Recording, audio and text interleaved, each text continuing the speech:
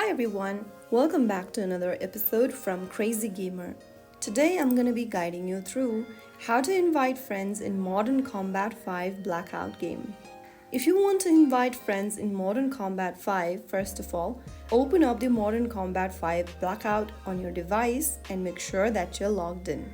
After you are signed in to the main screen, click on the Invite button under Activities, which will be located at the top left.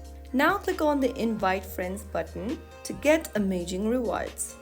You can go ahead and select a contact from your device or choose any other messaging application. If you want to copy the invite link, simply click on the copy button and then you can go ahead and share the link with anyone that you want to invite to the game.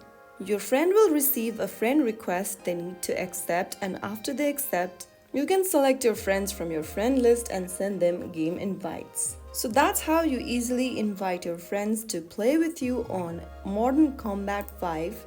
If you found the video helpful, don't forget to like, share and subscribe.